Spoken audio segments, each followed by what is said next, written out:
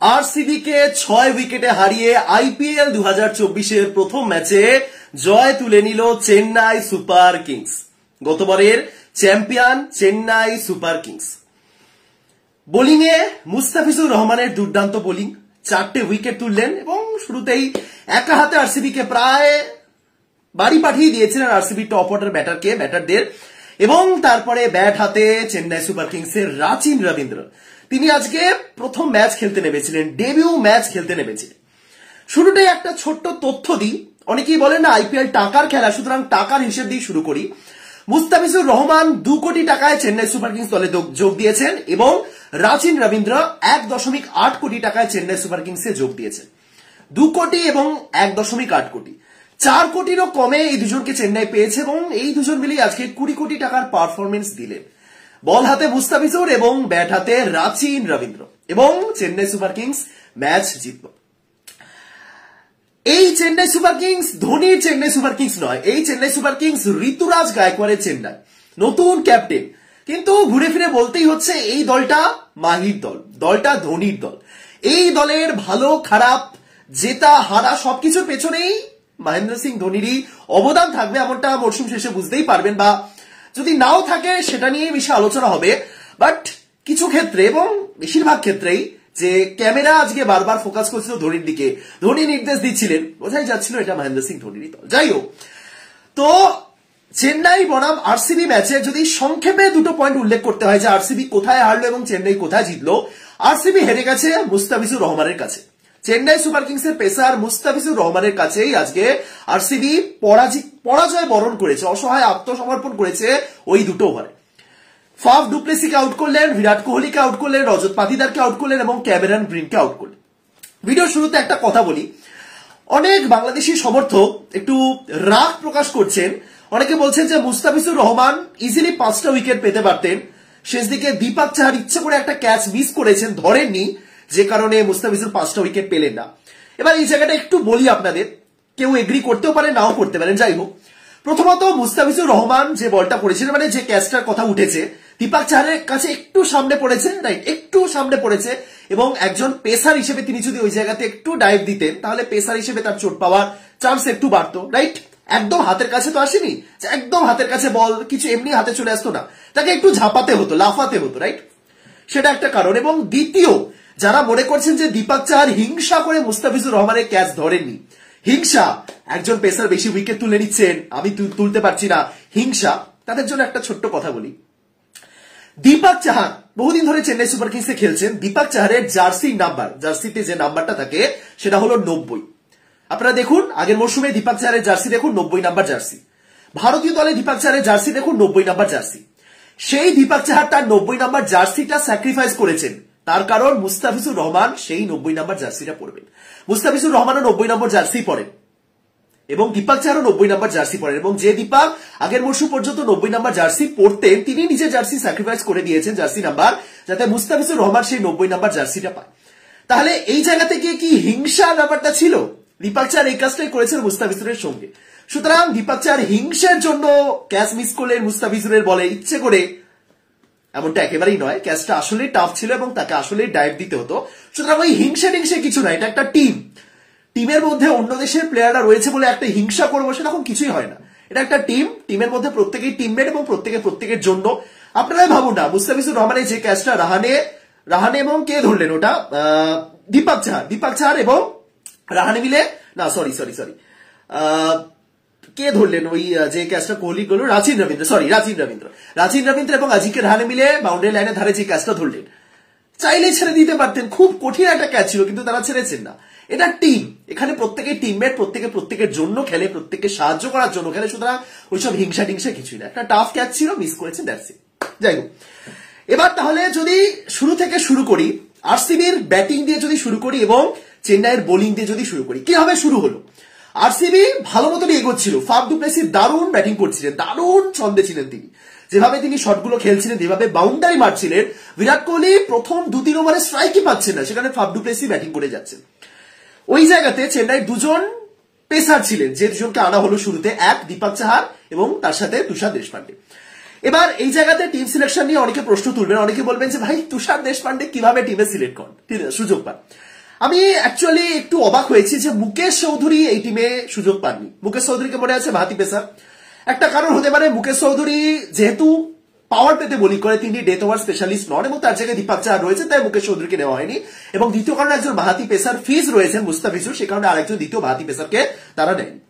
কিন্তু তুষার দেশপান্ডে জায়গায় অনেকে বলতেই পারেন যে শার্দুল ঠাকুরকে নেওয়া যেতে পারতো, কিন্তু এটাও মাথায় রাখতে হবে শার্দুল ঠাকুর কিন্তু পাওয়ার প্লেয়ার বোলার নট। শার্দুল ঠাকুরকে আপনি চাইলে পাওয়ার প্লেতে বোলিং দিতে পারবেন না। তাহলে চেন্নাইয়ের কাছে অপশন কি?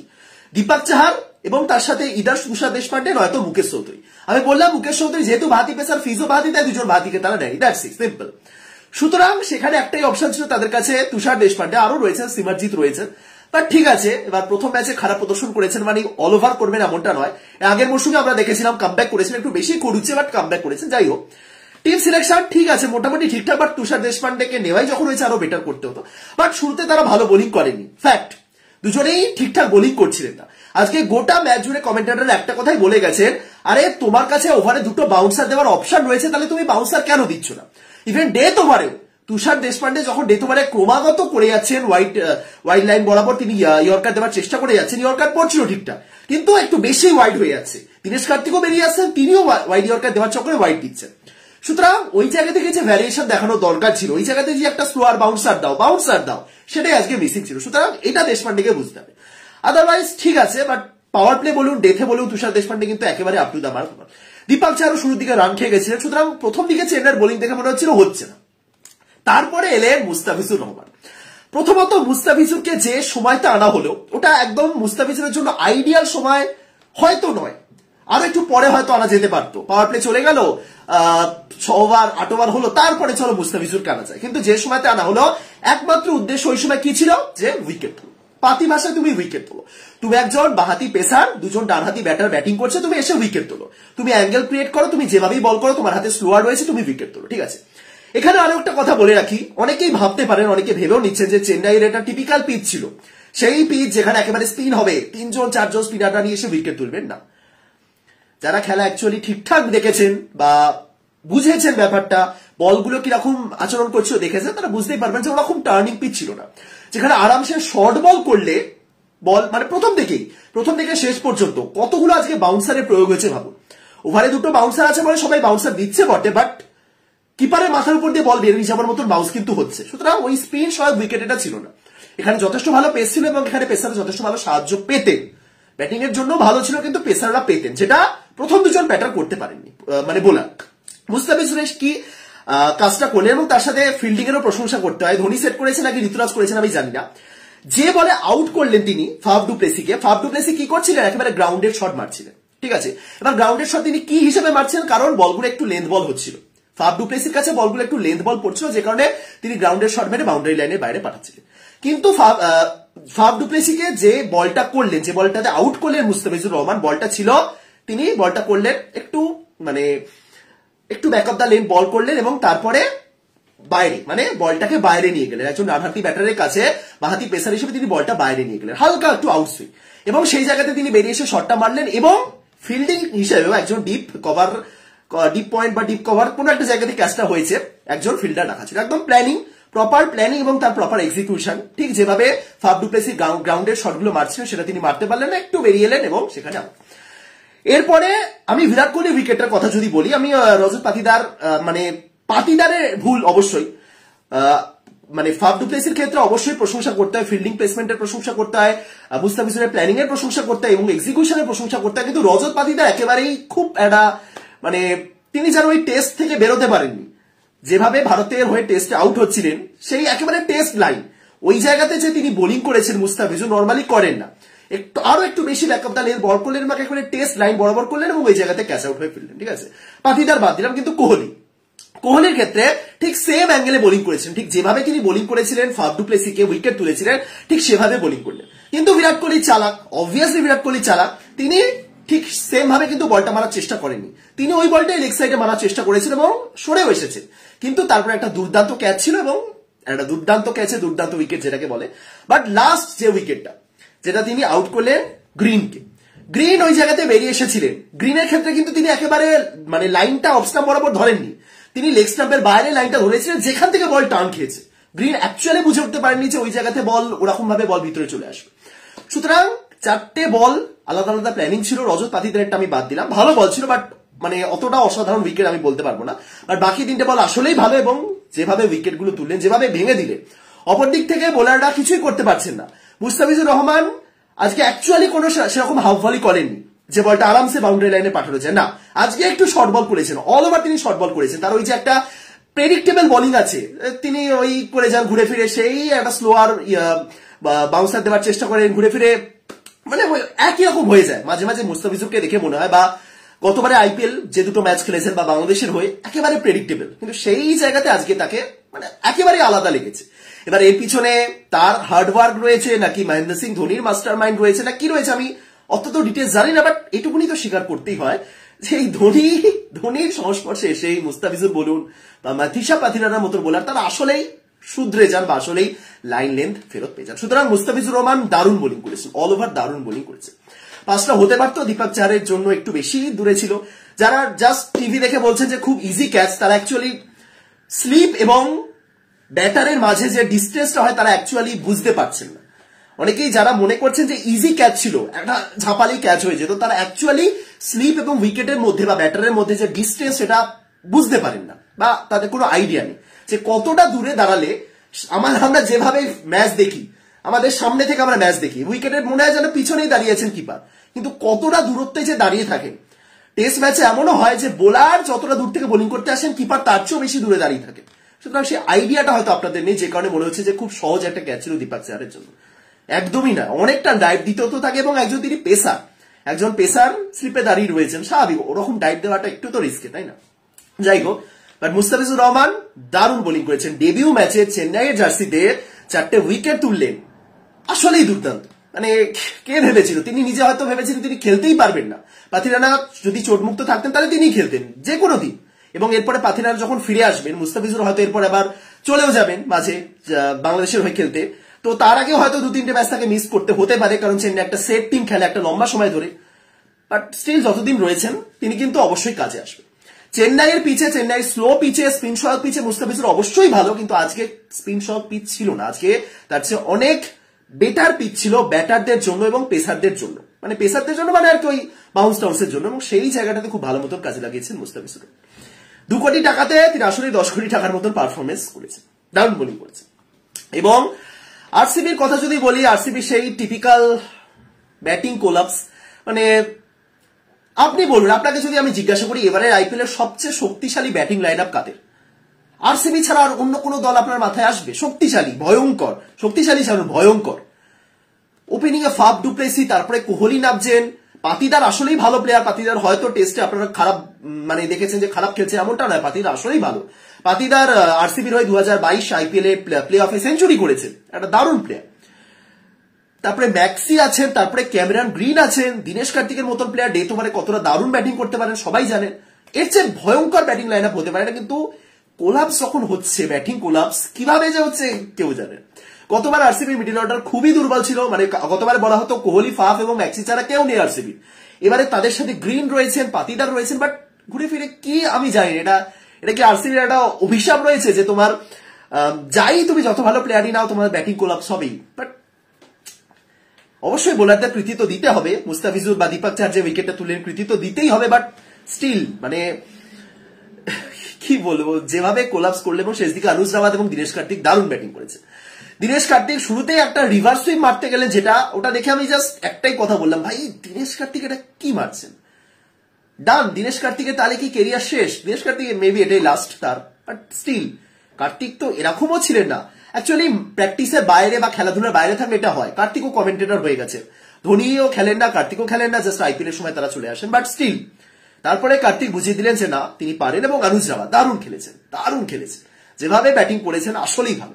অল ওভার জাদেজা ভালো বোলিং করেছেন, থিকসানা সেরকম প্রভাবিত করতে পারেননি, বাট অল ওভার চেন্নাইয়ের বোলিং আরো বেটার করতে হবে। চেন্নাইয়ের পিছে যদি চেন্নাইয়ের বোলিং এরকম এক্সপোজ হয়ে যায় একটু মুশকিল আছে, বাট স্টিল শার্দুল ঠাকুরকে ট্রাই করা যেতে পারে। মুস্তাফিজুর যেভাবে বোলিং করেছেন, স্পিন পিচে এর চেয়েও বেটার বোলিং করতে পারেন, এবং অবশ্যই মহেন্দ্র সিং ধোনির একটা হাত রয়েছে। দেখুন এটা নিয়ে একটু মানে বিতর্ক হচ্ছে, অনেকে বলছেন যে মুস্তাফিজুর কি ফার্স্ট টাইম ভালো খেলছেন, ফার্স্ট টাইম কি 4টে উইকেট তুললেন, অনেকেই বলছেন মুস্তাফিজুর কি এর আগে আইপিএলে ভালো বোলিং করেননি, তাহলে বারবার ধোনিকে কৃতিত্ব দেওয়াচ্ছে কেন, এরকম অনেকে বলছেন আমি দেখলাম। দেখুন এই যে ধোনি এই যে কথাগুলো বলা হয় না, এটা নিয়ে অনেকেই ট্রোল করেন, অনেকে বলেন যে ধোনি ক্রেডিট ছিনিয়ে নিচ্ছে, ক্রেডিট কেড়ে নিচ্ছে। কিন্তু এটা আপনি কোইন্সিডেন্স বলুন বা যাই বলুন, একটা প্লেয়ার যখন শেষ 2 মাস 3 মাস ধরে একেবারে চূড়ান্ত অফ ফর্মে, যারা মুস্তাফিজুরের খেলা দেখেছেন, বাংলাদেশের খেলা ফলো করেন, তারা এগ্রি করবেন, অবভিয়াসলি এগ্রি করবেন। বাকি সমস্ত বিতর্ক ছাড়ুন, মুস্তাফিজুর রহমান কতটা বাজে ফর্মে বলুন, হাফ ভলি দিতে পরপর দিচ্ছেন, যেখানেই তাকে আনা হোক ঠিকঠাক বোলিং করছেন না, বারবার প্রেডিক্টেবল হয়ে যাচ্ছেন। সেই জায়গাতে দাঁড়িয়ে তিনি আজকে 4টে উইকেট নিয়ে বেরিয়ে গেলেন আউট অফ নোওয়্যার। 2 দিন আগে যার মাথাতে বল লাগলো, বিপিএল এ বলুন, বাংলাদেশের হয়ে বলুন, একদম ফ্লপ মুস্তাফিজুর। 2 দিন আগে তার মানে মাথায় চোট লেগেছে, সেখান থেকে ফিরে এসে তিনি ফার্স্ট ম্যাচে 4টে উইকেট। অতটাই সহজ কি? অতটাই সহজ? পেশাটা কি মানে কিছু তো আছে, মানে কিছু আছে। আমি শ্রীলঙ্কার পাথিরানার উদ্দেশ্য সেম জিনিসই বলেছিলাম। এই দেখছেন তো পাথিরানা ওয়াইডের পর ওয়াইড দিচ্ছে, ওভারে 11টা করে বোলিং করছেন। চেন্নাইয়ের হয়েও তিনি হয়তো ওভারে 11টা বল করবেন, হয়তো সেখানেও ওয়াইড দেবেন, কিন্তু উইকেট গুলো তুলবেন কিরকম ভাবে দেখুন। আসলেই মাথিসা পাথিরানা মালিঙ্গার মতন বোলিং করতে শুরু করবেন, কারণ পিছন থেকে একটা ধোনি আছেন যিনি দিকভ্রান্ত হয়ে গেলে তার কাঁধে হাত রেখে বলুন, তাকে বকাঝকা দিয়ে বলুন। আজকে তো দেখলাম তুষার দেশপান্ডেকে আসলেই এমন কড়া ভাষায় কিছু বলছেন, আসলেই ধোনি আজকে রেগে গেছিলেন।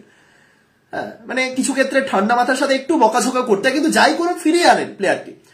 আজকে আমি বলছি, আজকে এই ভিডিওতে আমি বলছি, এই যে তুষার দেশপান্ডেকে দেখলেন, যিনি আজকে 4 ওভারে 47 রান দিয়েছেন, কোনো উইকেট তুলতে পারেননি। আইপিএলটা এগোক, তারপরে আপনি তুষার দেশপান্ডেকে দেখবেন, জাস্ট দেখবেন। আমি বলে রাখছি আজকে একটু এগোক আইপিএলটা, তারপরে দেখবেন যে এই তুষার দেশপান্ডে কোথায় চলে যান যদি খেলার সুযোগ পান নিয়মিত। কিছু তো আছে, কুছ তো বাত হ্যায়। ধোনি এমনি ধোনি হননি। যাই হোক, তো আরসিবির ব্যাটিং এবং চেন্নাইয়ের বোলিং মোটামুটি ঠিকঠাক, এবং তারপরে শুরু হলো চেন্নাইয়ের ব্যাটিং। আচ্ছা, ছোট্ট করে ঋতুরাজ গায়কোয়াড়ের একটু প্রশংসা করি। ধোনি অবশ্যই তার মাস্টার মাইন্ডটা চালিয়েছেন উইকেটের পিছনে, তার মগজ থেকে অনেক কিছু বেরিয়েছে। তিনি ফিল্ডিং সেট করেছেন, বোলারের কথা শুনেছেন, ইভেন জাদেজার সঙ্গে কথা বলেছেন, অনেক কিছু করেছেন। বাট স্টিল ঋতুরাজ গায়কোয়াড়েরও প্রশংসা করব কিছু ক্ষেত্রে, কারণ একটা টিমের ক্যাপ্টেন তিনি। সবার আগে প্রশংসা আমি কখন করব, বাকি সব বাদ দিন। যে টিম হার্ডেলটা হয় ম্যাচ শুরু হওয়ার আগে, প্রত্যেকে যে একটা শোনেন, ক্যাপ্টেনের কথা শোনেন, হিসাব মতো আমি এক্সপেক্টই করেছিলাম যে সবাই মিলে এসেছে, জড়ো হয়েছে, চলো ধোনি বলবে, নিশ্চয়ই ধোনি বলবে না। আমি ওই জায়গাতে দেখলাম মুখ দেখা যাচ্ছিল, বাট স্টিল বোঝা তো যায় কে কথা বলছেন। দেখলাম আমি ঋতুরাজ গায়কোয়াড় কথা বলছেন, ধোনি চুপচাপ শুনছে। এবার এই যে লিডারশিপ, তুমি একটা জুনিয়র প্লেয়ার, 26 বছর বয়স, তোমার 42 বছর বয়সে একজন ক্যাপ্টেন রয়েছেন, যার থেকে তুমি অনেক কিছু শিখতে পারো, তার সামনে তুমি তোমার টিমকে কিছু পরামর্শ দিচ্ছ, সে ভুল হোক ঠিক হোক যাই হোক, এটা কিন্তু অ্যাকচুয়ালি একটা ক্যাপ্টেনের জন্য ভালো। এবং কমেন্টেটর থেকে শুরু করে প্রত্যেক ক্রিকেট এক্সপার্টই এটা বলছেন যে ধোনি ঋতুরাজকে তৈরি করছেন। অনেকেই বলছেন ভাই কি দরকার ছিল ধোনি, তুমি লাস্ট আইপিএল খেলছো ঠিক আছে, তাহলে তুমি অধিনায়কত্ব ছেড়ে দেবে, একটা টিমকে এরকম ডুবিয়ে দেবে। আগেও তো সেম জিনিস হয়েছে, জাদেজা কি করেছিলেন চেন্নাই দলকে, কিন্তু দেখুন চেন্নাইকে কি কোন মানে তারপরে ফিরে এসে তিনি চ্যাম্পিয়ন করলেন। এবং ঠিক সেই সময়তে ঋতুরাজ গায়কোয়াড় একটা, আমি জানি না এটা তিনি কোথায় বলেছেন, বাট আমি এটা পড়লাম টুইটারে একটা জায়গায় পড়ছিলাম যে ঋতুরাজ গায়কোয়াড় এটা বলেছেন যে মহেন্দ্র সিং ধোনি তার সাথে এই নিয়ে অনেকদিন আগে থেকে কথা বলেছেন। তিনি এই ইঙ্গিতটা দিয়ে রেখেছিলেন বা এই বিষয়ে তাকে জিজ্ঞাসা করেছিলেন যে তুমি কি তৈরি, তুমি তৈরি হও, তোমার কাছে সেই সুযোগটা আসতে পারে। এটা কত তাড়াতাড়ি আসবে তিনিও জানতেন না, কারণ সেটা ধোনিও জানেন না, কিন্তু এসেছে। এবং ঋতুরাজ গায়কোয়াড় অ্যাকচুয়ালি সেটা জানতেন যে সুযোগটা আসবে তার কাছে, তাকেই দায়িত্বটা নিতে হবে, এবং সেই দায়িত্বটা তিনি খুব ভালো মতো পালন করতে পারবেন। ভারতকে এশিয়ান গেমসে জিতিয়েছেন সোনা, এবং ধোনি তাকে তৈরি করে দেবেন, এইটুকুটা আমার বিশ্বাস রয়েছে। বা ঋতুরাজ তৈরি হতে পারবেন কিনা তার ব্যাপার। যাই হোক, ব্যাটিং ঋতুরাজ গায়কোয়াড় 15 বলে 15 করে আউট হলেন, বাট শুরুতে ভালোই লাগছিল, মনে হচ্ছিল যে ক্যাপ্টেন্স নক একটা খেলছেন। বাট ঠিক আছে, বেশি বড় টার্গেট ছিল না বলে 15 বলে 15 খুব একটা খারাপ লাগছে না, বাট লাগতে পারতো। রাচিন রবীন্দ্র ওফ সেরা 15 বলে 37, 3টে 4, 3টে 6। দেখুন রাচিন রবীন্দ্রের ইনিংসটা দেখে এক্সট্রা অর্ডিনারি আপনার মনে হবে না, কারণ টার্গেট সেরকম ছিল না। এই 176 টার্গেটটা যদি বা 216 টার্গেট থাকতো, তাহলে রাচিন রবীন্দ্রের ইনিংসটাই দেখে মনে হতো এক্সট্রা অর্ডিনারি, ওফ কি খেলেছে। বাট ছোট টার্গেট, রাচিন কি, কিন্তু বিশ্বাস করুন 15 বলে 37 যেভাবে পুল শটে ছক্কা মারলেন, ফার্স্ট টাইম তিনি আইপিএল এর মঞ্চে খেলছেন, মনে হচ্ছিল আজ থেকে 1 বছর আগে আপনি রাচিন রবীন্দ্রের টি20 পারফরমেন্স দেখুন, দেখে মনে হবে এর জীবনে টি20 প্লেয়ার হতে পারে না। একটা প্লেয়ার ঠিক কিভাবে নিজেকে পরিবর্তন করছেন এবং ফরম্যাট অনুযায়ী নিজেকে চেঞ্জ করছে, আসলেই ভালো। রাচিন রবীন্দ্র তিনি তার টি20 কেরিয়ার যেভাবে শুরু করেছিলেন, ওপেনার হিসেবে শুরু করেছিলেন, এতটাই বাজে খেলেছিলেন যে তাকে পাঠিয়ে দেওয়া হয়েছিল 6-7 নম্বরে, সেখানেও ব্যর্থ হয়েছিলেন। টি-20তে তিনি সেভাবে বোলিংও করতেন না, আজকেও বোলিং করলেন না, সুতরাং তাকে দেখেই মনে হতো এ টি-20র জন্য চলবে না, চলবেই না। রাচিন রবীন্দ্রর আমি যদি আন্তর্জাতিক টি-20 কেরিয়ারের কথা বলি, তাহলে 20 ইনিংসে তার 214 রান রয়েছে, অ্যাভারেজ 16 অ্যাভারেজ। একটা প্লেয়ার যার 16 অ্যাভারেজ রয়েছে টি-20তে, এবং তাও 1 বছর আগে আমি কথা বলছি, তারপরে তো বিশ্বকাপ তো কেটেই গেছে। 1 বছর আগে বিশ্বাস করুন আপনার রাচিনকে দেখে মনেই হবে না যে টি-20 মেটেরিয়াল। এরকম একজন প্লেয়ার ছিলেন, সেখান থেকে কিভাবে নিজেকে পরিবর্তন করেছেন এবং উন্নতি করেছেন। টেস্টে তার বর্তমানে 14 ইনিংসে 519 রান, যার মধ্যে একটা ডাবল সেঞ্চুরি রয়েছে। টেস্টে নিজেকে মানিয়ে নিয়েছে, তার আগে ওডিআই বিশ্বকাপ এবং এবার টি-20তে প্রত্যেকটা ফরম্যাটে নিজেকে যেভাবে মানিয়ে নিচ্ছে সেটাই তো দুর্দান্ত, দারুণ। এই রাচিন রবীন্দ্রকে আমি জাস্ট 2 বছর আগে দেখে ভেবেছিলাম ঠিক আছে একটা নর্মাল প্লেয়ার, ভারতের সঙ্গে টেস্ট সিরিজ আমি ফার্স্ট টাইম দেখেছিলাম, নর্মাল প্লেয়ার কি হতে পারে, কোথায় চলে এসেছেন এত সুন্দর, দারুণ। আমার রাচিন রবীন্দ্রকে দারুণ লেগেছে। 15 বলে 37 রান, 3টে 4, 3টে 6, এবং শুরুতেই দুজনে মিলে তো চেন্নাইকে প্রায় এগিয়ে দিলে। প্রথম পাওয়ার প্লেতে যদি তুমি 10-এর বেশি রান রেট নিয়ে কোনো উইকেট না হারিয়ে ব্যাটিং করো, তাহলে দারুণ দারুণ। মানে ঋতুরাজ আউট হয়েছিল, আমি সেকেন্ড উইকেটের পার্টনারশিপটার কথা বলছি। রাহানে 19 বলে 27, ড্যারেল মিচেল 18 বলে 22, শিবাম দুবে 28 বলে 36, রবীন্দ্র জাদেজা 17 বলে 25, প্রত্যেকে সমানভাবে ইনপুট দিয়েছে। চেন্নাই ব্যাটিং না আলাদা করে কিছু বলারই, দারুণ। মানে দুঃখ একটাই যে ধোনি নামলেন না, সবাই এক্সপেক্ট করেছে Dhoni middle order, yes Dhoni opening করতে আসবেন, কিন্তু হলো না। বাট দেখুন একটা কথা বলি আপনাদের, অনেকে এক্সপেক্ট করেছেন, ইভেন আমি নিজেও, যে ধোনি এবার ওপেনিং করতে আসবেন, ধোনি 4-এ আসবেন, 5-এ আসবেন। শরীর দেয় না, বিশ্বাস করুন। একটা 42 বছরের লোক যে সারা বছর থাকে না, সে কিভাবে আসবে ওপেনিং করতে, এটা একটু এক্সট্রাই চাওয়া। সে পারে কখনো আসতে, আপনি সারা বছর খেলার মধ্যে নেই। আপনি নিজেই দেখুন না, যারা স্কুল লাইফে লাগাতার খেলতেন, আমি এক্সাম্পল দিচ্ছি, ধরুন আপনি স্কুল লাইফে প্রচুর খেলতেন, অনেকে হয়তো রিলেট করতে পারবেন, আপনি রেগুলার খেলতেন, রোজ খেলতেন, হ্যাঁ, সে স্কুল থেকে ফিরে বা স্কুলে রোজ খেলতেন, কিন্তু তারপরে আপনি কলেজ লাইফ চলে এলো, ব্যস্ত হয়ে পড়লেন, অফিস চলে এলো, আপনাকে এখন যদি মাঠে নামিয়ে দেওয়া হয় না, আপনি 100 মিটার দৌড়ালে হাঁপাবেন, যে আপনি হয়তো আগে প্রচুর দৌড়াতে পারতেন, আপনি হাঁপাবেন এখন। সুতরাং সেই 42 বছর বয়সে একটা লোক, সে সারা বছর থাকে না, সে কিভাবে 10 ওভার আরামসে ব্যাটিং করে দিতে পারবে, সম্ভব। সুতরাং ধোনি সেভাবেই প্র্যাকটিস করছেন, হয়তো আরেকটা উইকেট পড়লে ধোনি নামতেন, কারণ ড্রেসিং রুমে দেখা যাচ্ছিল তাকে। বাট ঠিক আছে, ধোনি যেরকমভাবেই খেলুন, মেবি এটাই লাস্ট, বোঝাই তো যাচ্ছে, এনজয় করুন, এইটুকুনি তো বলতে পারে, আর কিছুই না। That's it. আরসিবির বোলিং এর কথা যদি বলি, অ্যাকচুয়ালি কিছুই করার ছিল না, যে টার্গেটটা তারা সেট করেছিল আরো একটু বেটার করতে হতো। 15-20 রান তো শর্ট ছিল, কিন্তু স্টিল আরো একটু বেটার হওয়া যেতে পারতো। আমি শুরুতেই বলেছিলাম আরসিবির সবচেয়ে বড় দুর্বলতা স্পিন বোলিং, তাও করণ শর্মা এবং মায়াঙ্ক ঢাকার মিলিয়ে চেষ্টা করেছেন। করণ শর্মা একটা উইকেট তুলেছে, মায়াঙ্ক ঢাকার একটু চেপে বোলিং করেছেন, বাট এই স্পিন নিয়ে বেশি দূর এগোনো যাবে না, এটা ফ্যাক্ট। দেখা যাক এবার। পেসাররা দয়াল ভালো বোলিং করেছে, ইয়াস দয়াল যে উইকেটটা তুললেন, জাহির খান ঠিক ওই লেন্থে বোলিং করে দুদিকে সুইং খাওয়াতেন, ঠিক সেরকম। ঠিক আছে, এই রান চেয়েছে আরসিবির বোলিংকে বেশি করা যাবে না। আরসিবিতে প্রচুর রান মেশিন রয়েছেন, সেটা সবাই জানেন, বাট এই পিচে অ্যাকচুয়ালি বেশি কিছু করার ছিল, তাও তো তারা প্রায় 19তম ওভার পর্যন্ত গেছে। যাই হোক, সব মিলিয়ে আইপিএল 2023-এর প্রথম ম্যাচ অবশেষে শেষ। চেন্নাই যেখান থেকে শেষ করেছিল সেখান থেকেই শুরু করলো। মুস্তাফিজুর রহমান একেবারেই চমক, যে মুস্তাফিজুর রহমান আইপিএলে কোনো দল পাবেন কিনা সেই নিয়ে অনিশ্চয়তা ছিল। আমি বারবার বলেছিলাম যে মুস্তাফিজুর দল পেতে পারেন, মানে নিলামের আগে পেতে পারেন, হ্যাঁ ঠিক আছে, এতদিন খেলেছেন, আইপিএল অভিজ্ঞতা রয়েছে, কিন্তু 2 কোটি টাকার বেস প্রাইস রেখেছেন, একটু বেশি হয়ে গেছে, একটু বেশি মানে অ্যাম্বিশন যেন রয়েছে। বাট ঠিক আছে, চেন্নাই দলে নিয়েছে। অনেকেই বলেছিলেন যে এই যে অনেকে ভাবেন, অ্যাকচুয়ালি পুরোটাই ভাবনা নয়, কিছু ক্ষেত্রে সেটার মানে বাস্তব উদাহরণও দেখেছি আমরা। অনেকেই ভাবেন যে বাংলাদেশি প্লেয়ারদের শুধুমাত্রই নেওয়া হয় সোশ্যাল মিডিয়ার রিচ বাড়ানোর জন্য, অনেকে এটা মনে করে, এবং যখন মুস্তাফিজুরকে নেওয়া হয়েছিল তখনও এটাই অনেকে বলেছিলেন। তখনও আমি বলেছিলাম, এখনো বলছি, যে টিমে মহেন্দ্র সিং ধোনি রয়েছেন সেই টিমের রিচ বাড়ানোর জন্য কিছু লাগে না। অনেকে বলবেন কোথায়, মুস্তাফিজুর একটা পোস্ট করেছে চেন্নাই, 2 লাখ লাইক, সেখানে ধোনি ফটো তো 1 লাখও যায়নি। আবারও বলছি, যে টিমে মহেন্দ্র সিং ধোনি বলে একজন প্লেয়ার রয়েছেন সেই টিমের রিচ বাড়ানোর জন্য কিছুই লাগে না, সেই টিমকে রিচ বাড়াতে হয় না। মহেন্দ্র সিং ধোনি একটা নামই যথেষ্ট, গতবারে তো দেখেছেন, এবারও দেখবেন। এটা তো হোম ম্যাচ হয়েছে, আজকে তো হোম ম্যাচ হয়েছে বলে কিছু বুঝলেন না, আজকে হোম ম্যাচ ছিল তাই পুরোই হলুদ। কারণ অ্যাওয়ে ম্যাচ আসতে দিন, যেখানে চেন্নাই অন্য দলে গিয়ে খেলবে, দেখুন সেখানেও ঠিক হলুদই হবে। সুতরাং সোশ্যাল মিডিয়া রিচ বাড়ানোর জন্য মুস্তাফিজুরকে নেওয়া হয়নি, তাদের একটা প্ল্যানিং ছিল। সত্যি কথা বলতে তাদের প্ল্যানিং এটাই ছিল যে মাথিসা পাতিরানা বিকল্প মুস্তাফিজুর, কিন্তু বিকল্প প্লেয়ারকেও কিভাবে ব্যবহার করতে হয়, কত ভালো মতন রেডি করতে হয়, সেটা এই টিম বা এই ধোনির থেকে বেটার কেউ জানে না, এবং সেটাই ধোনি করেছে, দ্যাটস ইট। এবার দেখা যাক শেষ পর্যন্ত কি হয়, কটা ম্যাচ খেলেন, বাট চেন্নাই একটা ভালো জয় পেল। আজকের ভিডিওটা এখানেই শেষ করছি আপাতত। আজকের ম্যাচটাও আর কিছু বলবো না। শুরুতেই বেশি অনেকে ভাববেন যে ওভার কনফিডেন্ট, না সেসব কিছু না, মানে চেন্নাই সুপার কিংসের প্রতি, কারণ চেন্নাইয়ের প্রতি একটা আলাদা ভালোবাসা রয়েছে। দেখো আগামীকাল কলকাতার ম্যাচ, সেরা একটা ম্যাচ হবে, কলকাতা বনাম সানরাইজার্স হায়দ্রাবাদ।